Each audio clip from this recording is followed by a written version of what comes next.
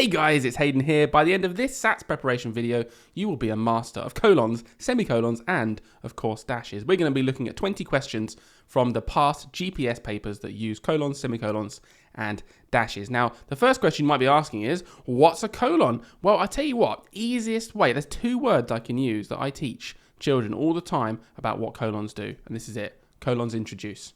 They introduce. That's what you've got to remember. They introduce things. What do they introduce? Well, they introduce lots of things. They could introduce a word, or they could introduce another phrase. They could introduce a list. They could introduce a reason for something. Like your first clause might be stating something, then you might put a colon, and then the bit after that is the reason for that first thing. They might introduce an idea. What you need to remember is, I think I've said it about 53 times in the last 10 seconds, is that colons introduce. So look at this first question with me here. It says insert a colon in the correct place in the sentence below. So it's missing the colon. We can hear where it goes. Firstly, I'll read it really monotone so it's not as obvious. Ready? Watch. Dipti is keen to practice the drums she wants to play in the school band. Now, if you read this with some expression, which you should do in your head in the tests, then you'll see that it actually sounds a bit more like this. Dipti is keen to practice the drums.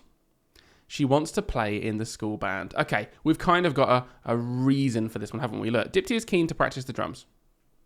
My question is, why? Why is she keen to practice the drums? Oh, it's because she wants to play in the school band. So this colon here is introducing the reason that she is keen to practice the drums. Okay, it's really quite that. It is as simple as that. All right, so have a go at this other one, right? This time, pause the video. You have a think about it.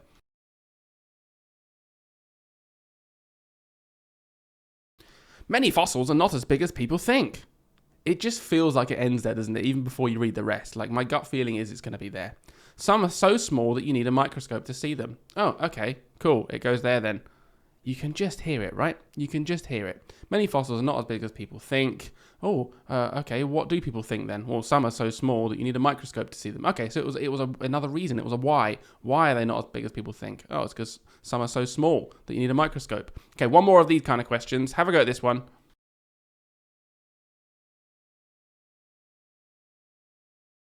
Joshua had mastered 2 new skateboarding skills. I wonder what they are. Let's put a colon here to introduce what those skills are, shall we? He could do a perfect aerial jump and execute a complete 180-degree turn. So there we are. This time it was kind of introducing an idea. It was introducing what those new skateboarding skills actually were. So there we are. Colons, are they that hard? I don't know. Let's do a couple more questions where they've been presented a bit differently. So here's another one. It's basically the same thing, but it says tick one box for the correct place for a colon to go in this sentence. Have a go.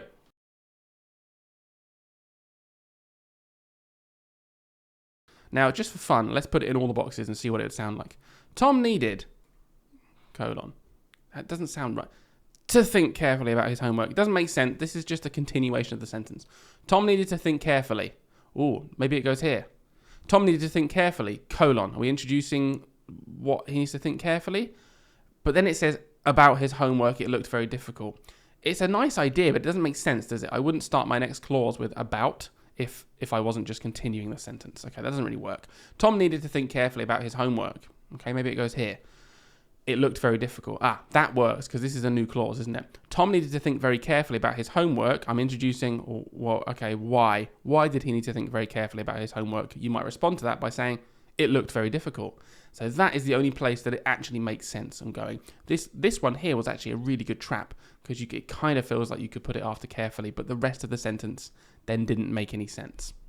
Okay, here's another one where you are given 4 options and you have to pick the one that's right. So go through them all and think which one is using the colon correctly.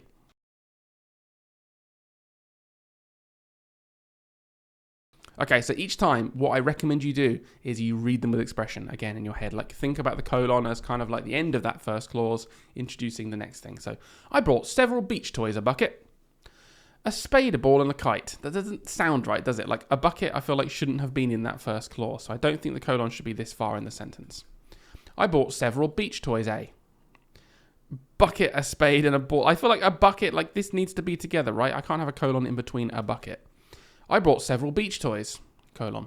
A bucket, a spade, a ball, and a kite. Okay, that sounds right, doesn't it? I bought several beach toys. My next question is, what are the beach toys? You're introducing the list of beach toys. This one makes sense. And the last one says, I brought several beach toys, a bucket, a spade. It doesn't work, does it, after several? So there we go. Next question. Same again. Which one's punctuated correctly?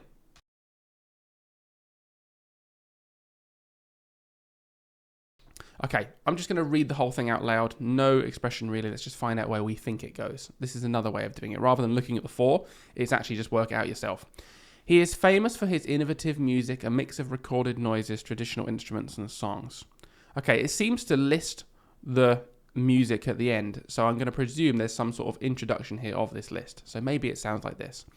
He is famous for his innovative music. And then we're introducing what that innovative music is. A mix of recorded noises, traditional instruments, and songs. So I'd like a colon after the word music, and that only happens in this first one right here. So that way I worked it out how I think it should be done first, and then I looked for the answer rather than going through all four. It's up to you what strategy you prefer. Okay, let's move on to semicolons. Semicolons, what are they? What do they do? Well, look, if a colon looks like this, semi, which means half, okay, that's like a classic prefix meaning half. Semicolons means half colon, and it kind of is because semicolons look like this. They kind of look like a colon. They're sort of a half colon, but they have a comma on the bottom. So they're slightly different. What do they do? This is the one I find that children forget the most. Here's what semicolons do. They join related main clauses together. Okay, so remember, a main clause is a piece of information that makes sense by itself, right? A sentence we generally think of. So if we have two main clauses that are really related, we can join them together with a semicolon in between. Because semicolons basically replace conjunctions. Most semicolons, you could take them out of the writing and put a conjunction in there instead. So they're kind of a more advanced way of using a conjunction, but they can only replace conjunctions when those two main clauses are actually related. They can't just be random things. And lastly, semicolons, they make you cooler. Okay? There's a reason that I'm cooler than Dylan. It's because I use semicolons a lot in my writing, and he just doesn't, you know? So if anything, I think we should probably leave comments on his video saying, shame you're not as cool as Hayden. But that, that's out of my hands. That's out of my hands. If you were to do that, that would be, do it. Just do that. Okay, tell him he's not cool. Right. Anyway, so semicolons, ignoring the last bit, because we all know they make you cooler, this is what they do. So in this sentence, look at this with me. Let's find the two main clauses. It was raining heavily. Well, that's a main clause, isn't it? It was a simple one, but it was raining heavily. She had lost her umbrella the week before. There's another clause, a main clause, okay? So in between them, look, I can put my semicolon, because what else could I have justified there? A conjunction. It was raining heavily, and she had lost her umbrella the week before, okay? That would work, wouldn't it? So there's my semicolon. Do we get the idea? Okay, before we move on to the next question, I just want to quickly say, guys, got a QR code on the screen today. If parents, you are enjoying our content and you want to send your kids somewhere with a bit more premium feel and a huge library of videos, check out this link right here. Go straight to our website. We've got loads and loads and loads of lesson videos and homework tasks that can be downloaded for year 4, year 5, year 6, preparing for the SATs, and you can even get started with some free resources as well. So just go and check it out. Scan that QR code on your phone and head to our link. Back to the video. Here's your first question, guys. This time you're going to pause it. Where would the semicolon go? Can you justify it by thinking, oh, a conjunction could go there? Could you justify it by saying, well, that's a main clause and that's a main clause and they're related? Where does it go?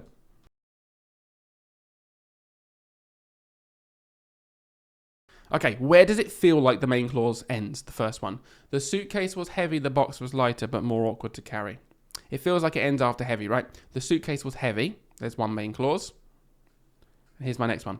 The box was lighter, and then we've got an actual conjunction here, but more awkward to carry. So I've got a main clause and a main clause right here. My semicolon goes in between them, okay? The suitcase was heavy and, or although the box was lighter, but more awkward to carry, okay? So my semicolon goes right here, could be replaced with another conjunction. Here's another one more of these. Go!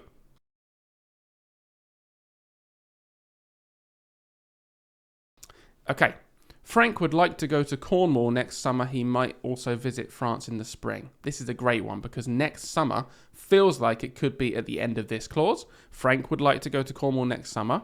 Or it could be next summer he might also visit France. But then it says in the spring. And I feel like I wouldn't have next summer and in the spring within the same clause. I don't think this is all one clause. So that makes me think that next summer must be the end of this first clause right here. Does that make sense, guys? Otherwise, I've got two sort of prepositional phrases about where, like when he's going in one clause. So I think there's my two main clauses.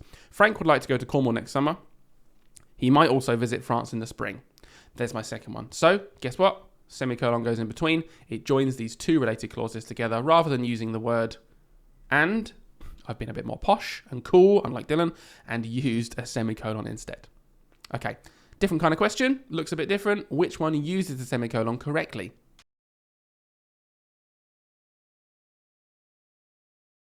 Okay, easy way to go through, ready? In the bag we found, that's not a main clause, so it can't be being used correctly.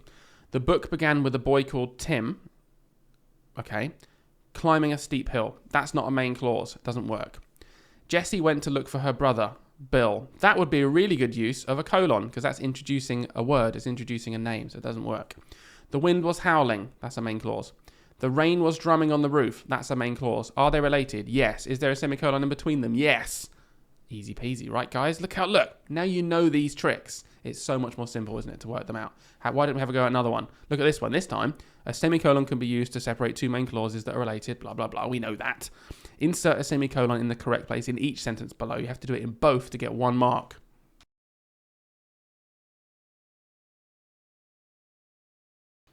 The concert was a great success, main clause.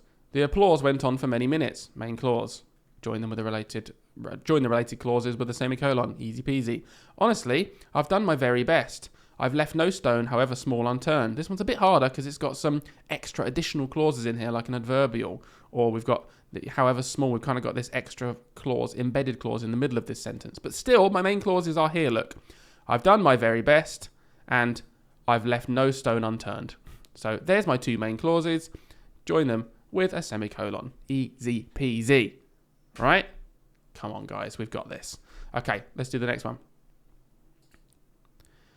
Now we're going to move on to dashes, the last part of the video. We're going to look at single dashes first, okay? And what single dashes do is this. Single dashes add information. They are very, very, very similar to colons.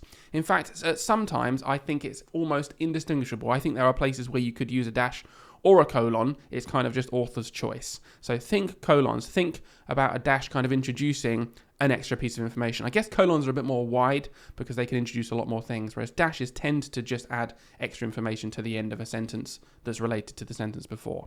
So have a look at this first one with me. I will not tell you any more about the film. There's the end of my main clause. And then I put a dash here to add extra information about this. You'll have to see it for yourself. So it's like I'm saying an extra thing there. Okay, so have a look at the next dash question yourself. Insert a dash in the correct place in the sentence below. Off you go.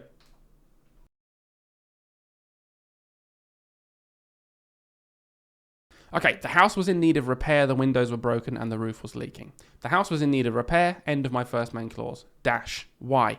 The windows were broken and the roof was leaking. So this is a good example of where I'm like, I could absolutely have used the colon there.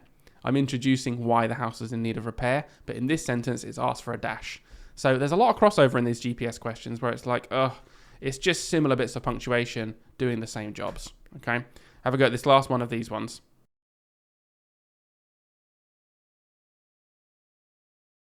The story was exciting, dash. It was full of action and adventure. So once again, it's telling us why. So like the last one was telling us why the house was in need of repair. This one is saying why the story was exciting. Oh, because it was full of action and adventure. So you might have noticed that a lot of this punctuation today could be replaced with conjunctions. And you'd absolutely be right to think so. So this time, another type of question. Okay, we've seen this before now. Tick one box to show where the dash could go.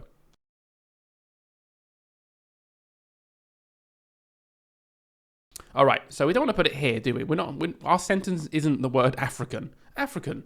That's my whole sentence. And then dash for extra information. Doesn't make any sense. African elephants are the largest animals. That does sound like a main clause. But then it says in the world. And I know that goes with this part here. Africans are the largest animals in the world. Did I say Africans? African elephants are the largest animals in the world. Okay, there's the end of my main clause. Then I'm going to put my dash to introduce more information about why they're the largest animals in the world. Oh, it's because they can weigh up to 10 tons.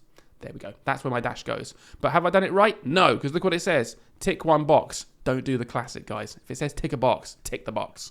If it says circle one thing, circle one thing. Don't circle like 19 things, including yourself. It's just madness. Okay, which one of these sentences is using the dash correctly?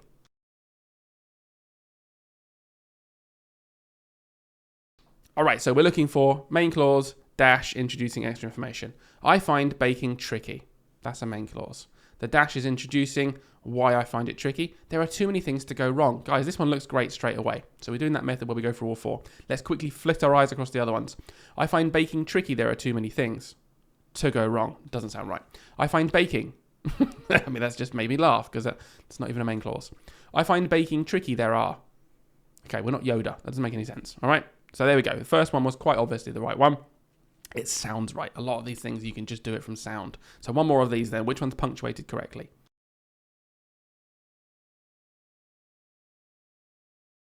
Well, once again, this time we're going to use the other strategy. Actually, firstly, we're going to do the one where we'd read it and think where we'd put the dash. So just look at the words. The man grabbed his coat. It looked cold and windy outside. Okay, it feels like after coat, it ends the first main clause. The man grabbed his coat. Why?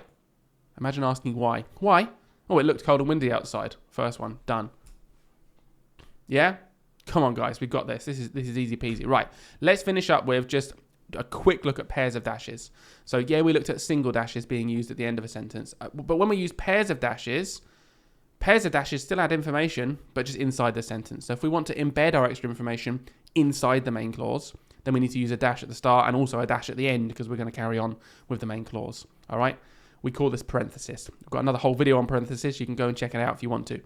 So adding a pair of dashes into this sentence means we've just got to find where is the extra information inside of this main clause. Let's read it out loud.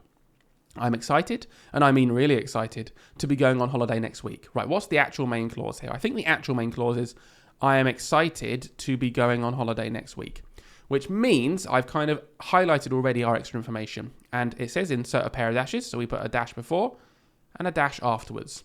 And to really check it, we should be able to take out that extra information and the sentence should still make sense without it. I am excited to be going on holiday next week. Good. So my extra information is, and I mean really excited. Very informal. All right, guys. Last question from me then. I'm going to let you finish up with this one. Which one is punctuated correctly with the pairs of dashes here?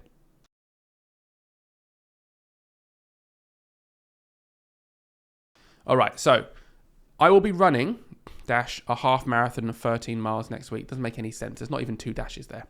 I will be running a half marathon 13 miles next week. Do you know what? Let's do the strategy where we take out the extra information. I will be 13 miles next week. I mean, I hope not. I hope you are not 13 miles long. That would be a little bit insane. I will be running a half marathon 13 next week. Doesn't make any sense. I will be running a half marathon next week. Okay, that main clause makes sense. What's the extra information? 13 miles. Okay, so it's just telling us a bit of extra information about how long this half marathon is, but it doesn't interrupt our main clause. Our main clause is I'll be running a half marathon next week. So a bit of common sense, guys, and hopefully you're realizing now at the end of this video, common sense goes a long way. Reading with expression goes a long way. So remind me, what do colons do before you do this? Colons introduce. What do semicolons do? They join two related clauses together. What do dashes do? Well, they basically just copy colons. They need to get a life, okay? Because they just introduce information as well. Extra information, normally at the end, but if it's embedded, then we use two dashes in the middle of the sentence, just like you've got to do on this question here, which I'll leave for you. Guys, don't forget, QR code up here, scan it to see hundreds of more resources that will help you get ready for the SATs. But leave a comment down below. Don't forget to like the video as well, because, you know, it does help us. We put a lot of time into these. Subscribe, send it to somebody else, and leave a comment with your answer to this question. See you next time.